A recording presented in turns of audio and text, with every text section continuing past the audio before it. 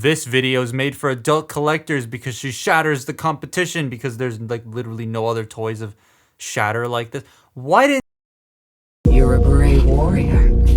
You deserve a better death. No more running. No more hiding. After I kill you, I kill her.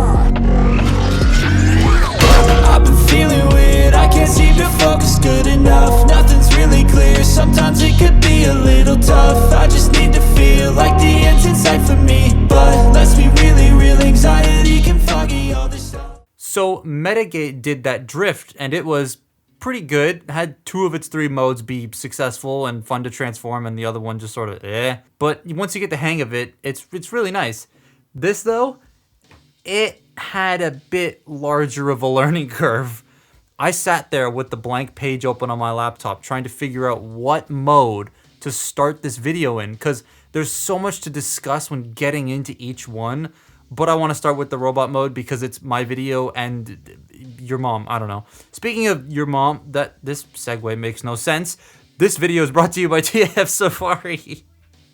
This video is brought to you by TF Safari. They have a wide range of third-party, knockoff, and some official stuff available, such as this, which is actually a pretty good price for what you get for this shatter. Toy Colors Prime here, which is also very cool. Some other very interesting stuff. Like, there's a lot of stuff on this website. A lot of stuff that I never heard of either. Like, they sell tons of upgrade kits and gap fillers for those of you who want that. And if you use code THATTOYGUYSPECIAL, 3% off, yes, I still know, you can save a couple dollars on top of this thing, which drops the price down a bit more. And yeah, that's actually a pretty good price for this toy. So thank you so much for sponsoring today's video. Now back to the actual toy. This looks phenomenal. Like, how? This year has seen me get a lot more MPM 30 scaled third-party Transformers movie toy things. That's a mouthful.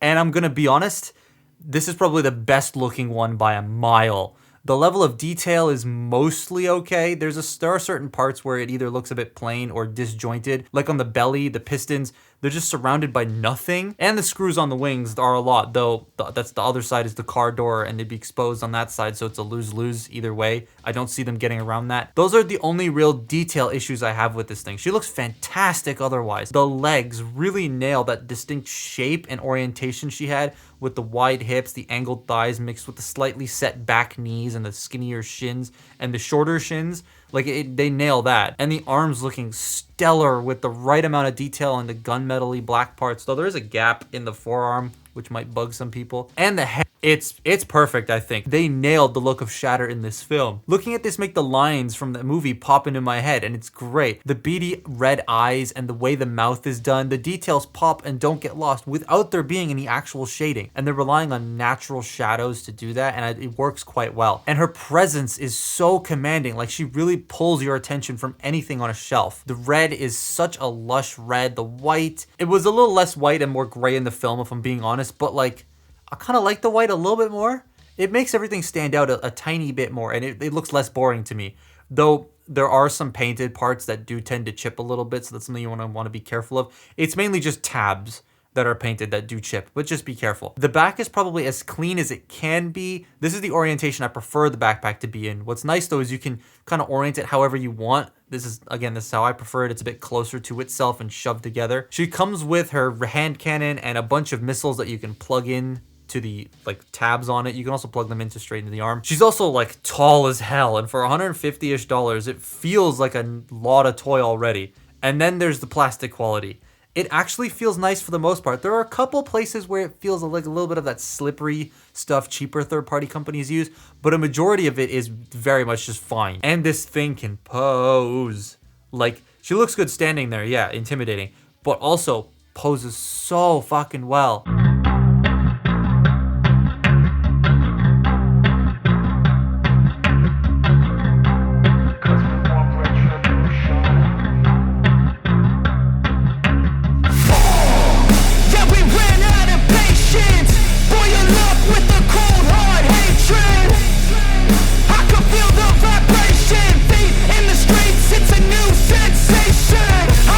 Break faces on the pavement. I wanna make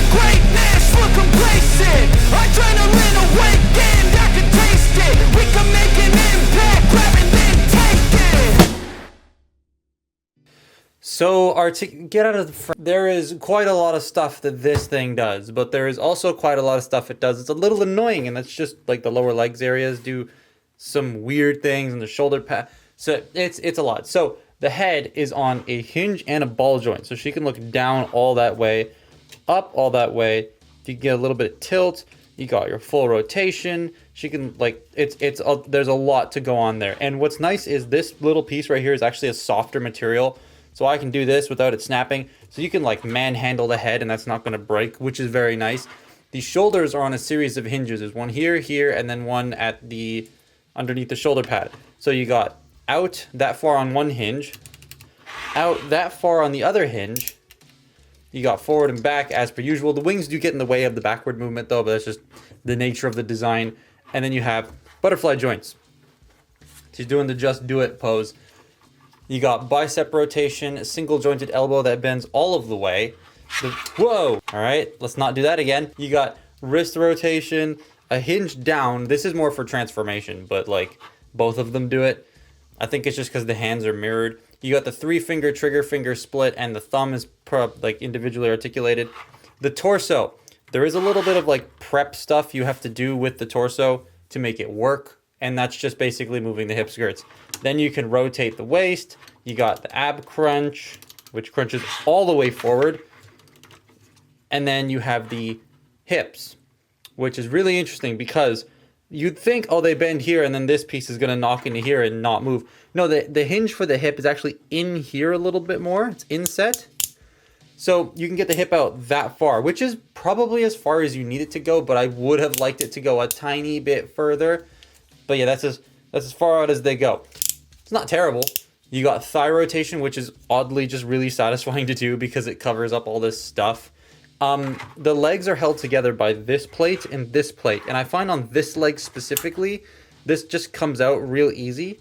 So sometimes the leg will just start to like detach, which is like, especially if you're holding it right here and your thumb slips, it's going to detach. So I find that a bit annoying, but it's only on one side and I can just thicken that up, I guess.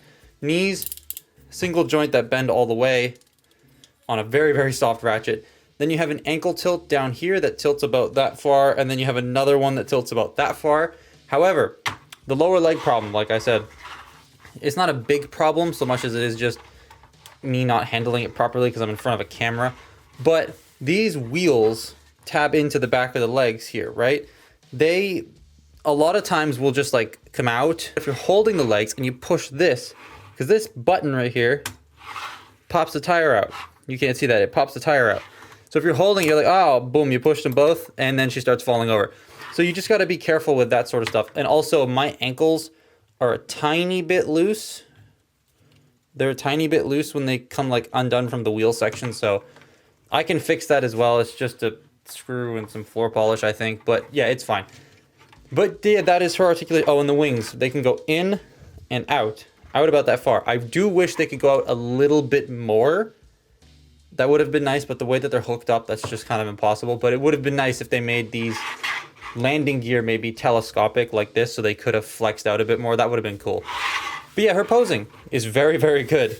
So for the transformation, it sucked at first. Like, it really sucked. The instructions are actual garbage, and the videos out there on the transformation, they have the old feet design, and the new feet design is completely different in the way it transforms. So even trying to watch those, you get a bit lost. That's not the fault of the people who made those videos. It's just the early production sample that they got is different from the one that you get in hand. So rather than doing a walkthrough, because that will take way too long, I'm going to just point out the bits I found hard that need correction because the instructions sucked ass. Okay, this part I'm not looking forward to. Transformations. This is the part I never look forward to when it comes to filming these third-party things, just because it takes so long. I'm standing under these two massive lights. Even though it's like -4 outside, it's still hot in here. Anyways, the transformation on this. Now, it does come packaged in car mode, and you know, if I was doing a walkthrough, I'd probably start in car mode, but I'm not doing a walkthrough, as I said. I would highly recommend watching MagMotion or, I forget what the other guy's name is, but there's another guy who does stop motion or like walkthrough type videos with no speaking in it at all.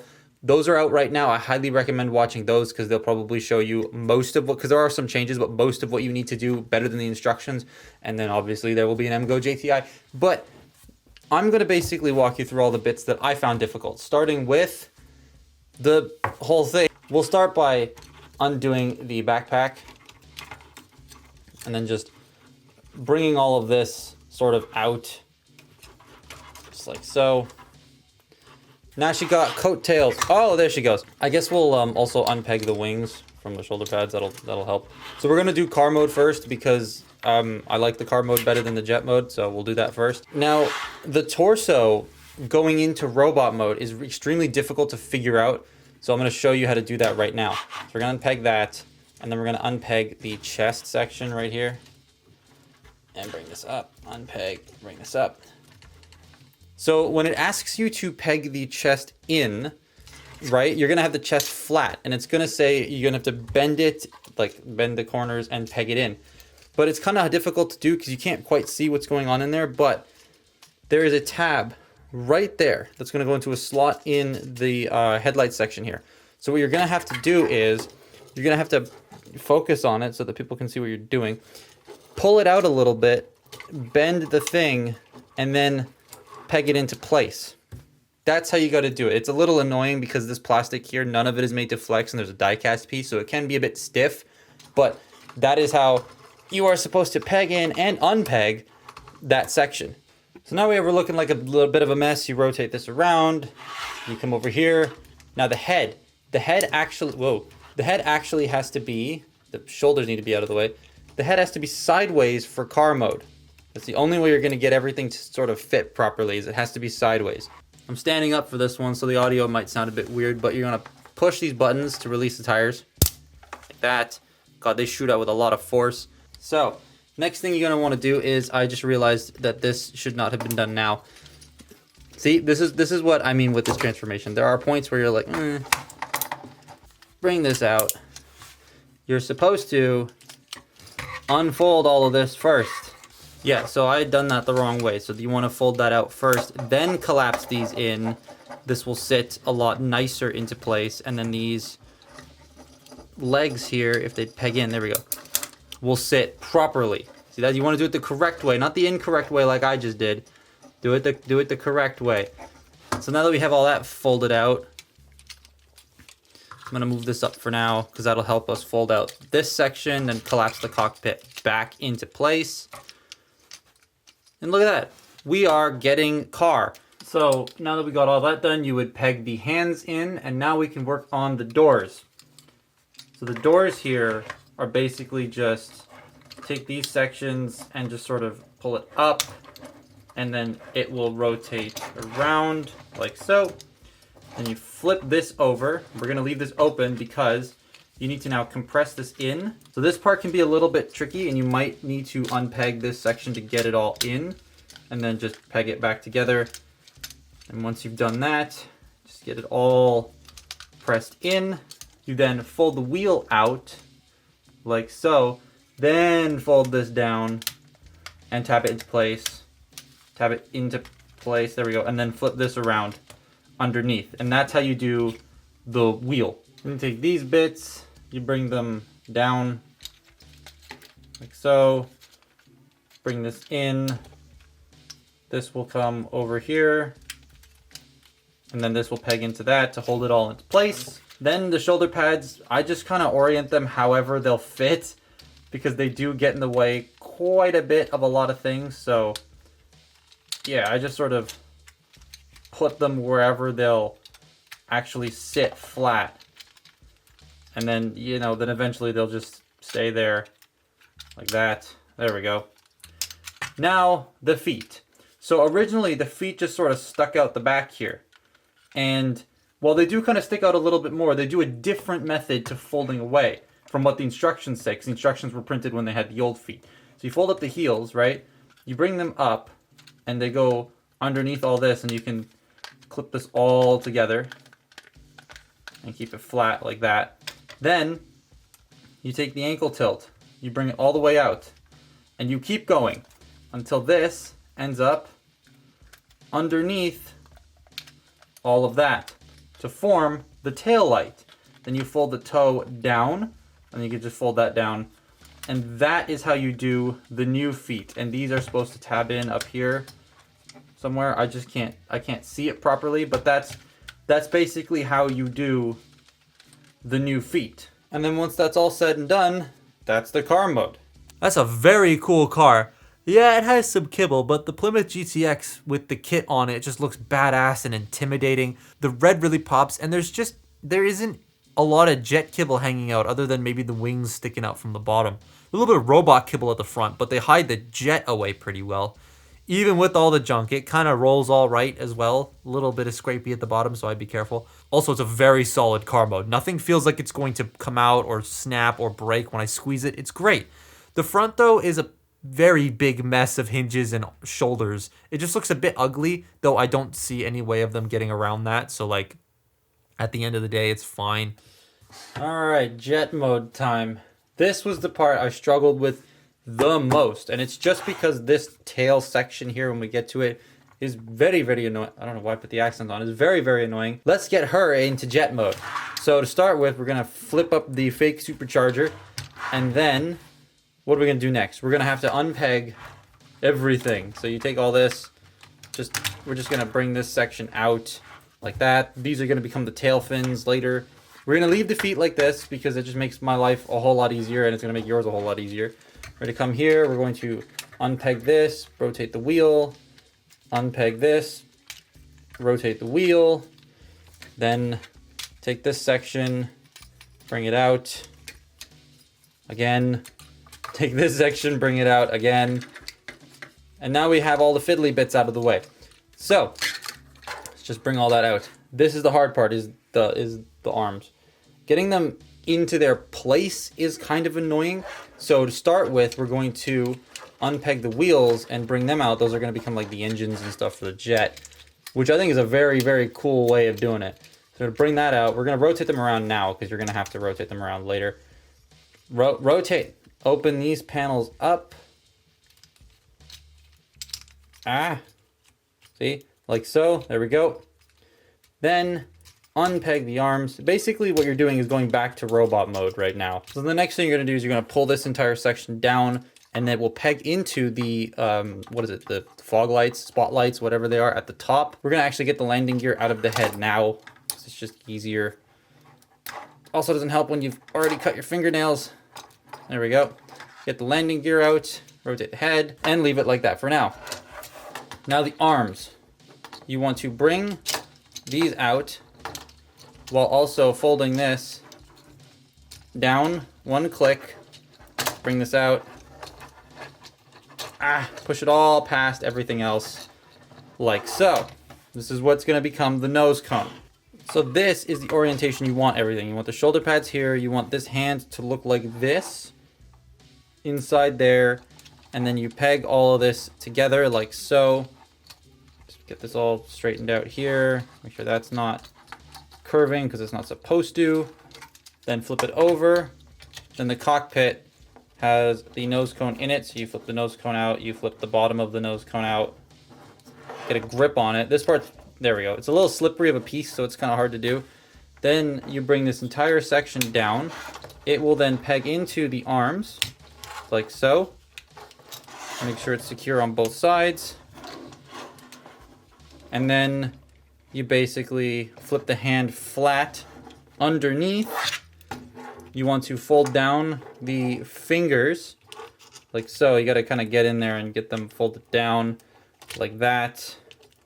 Then fold this section up, and it should hold everything into place. And that is the nose cone of the jet done.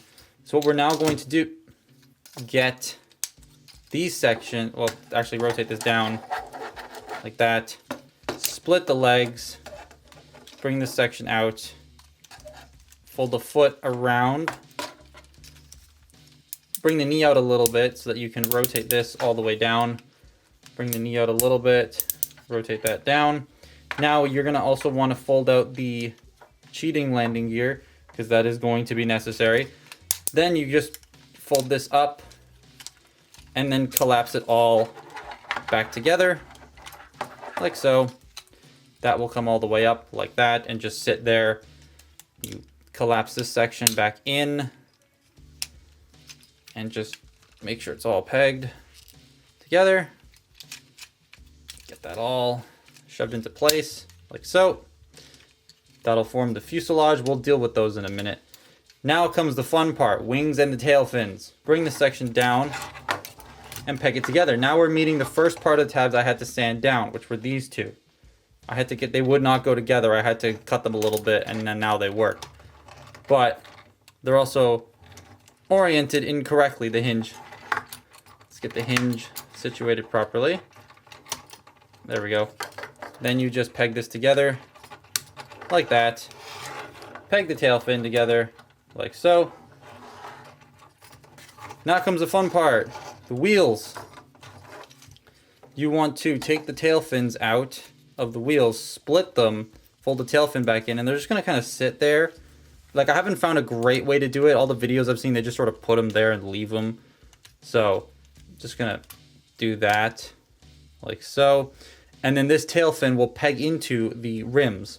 This is then going to come down and unpeg. See, this is where it gets annoying, right? It just starts to unpeg randomly when I want it to stay together. Come on, Shatter, stay together. There we go. And that's the tail fin. Oh, that popped out. That's the tail fin done, and it fell on the floor. So now once you get all this done, it's wings time. Chicken wings, no. So you want to fold these out on this little sliding hinge piece here. Bring the landing gear down for now. Then make sure this is all pegged into place. This will then collapse in on itself. Now there are two tabs right here. I had to sand these down as well, that go into these slots right here. So this requires you to just feel a lot until it goes into place. There we go. It's into place, and it just sort of sits in here as well. And then what you want to do is you want to bring this section down, fold this up. This will peg into underneath the wing right here, which is yellow paint, so it does paint chip when you peg it in, so just bear that in mind. Fold down the landing strut like so. And that's the wing. And that is Shatter in jet mode. Honestly, once you figure it out, it's not that difficult. So after sanding some tabs down and getting all of it pressed together, that's a nice ass jet mode. The fact that they figured out how to get this jet out of a car, which in real life is bigger than the car, it's impressive. But yeah, in real life, this doesn't work at all. You can actually see Shatter's jet kind of shrink a bit when she comes in for a landing in one of the shots. It's hilarious. The jet is also a lot more red than in the film, but honestly, I kind of like it. I think it looks cool. It pops well enough, though the colors at the top look a tiny bit messy due to it being robot and car colors just kind of all over the place. And the front looks a tiny bit odd. But this is where the coolest accessory comes into play that I didn't know you were getting with this figure. The flight stand. Yeah, she comes with a stand, has a couple points of adjustability, and can support her weight mostly. Though I don't know why the clip that holds her onto the stand is clear plastic. That sounds like a very bad idea, but we'll see how it goes. But yeah, all in all, I like this quite a bit. All three modes look great. Getting there is not fun, but if you take your time to get used to it, it becomes a little bit better. It's not horrible, but I wouldn't call it an enjoyable conversion either. It's clever enough to stay interesting, though. I do recommend it. Well, if you can take the time to transform it slowly, then of course I recommend it. It looks absolutely stunning in every mode. It poses great, feels great, is solid in, well, two of the three modes. The jet mode's tail can be kind of as you saw. But for 150 or 160 or whatever this is going for, that's pretty good for what you're getting. So again, links in the description. I know I don't usually plug the sponsor site again at the end of the video, but like, I just can't get over this is $150. So I definitely go grab one below. It's awesome. But that's my look at Metagate Shatter. Follow me on Twitter and Instagram, and I will see you next time. Bye-bye.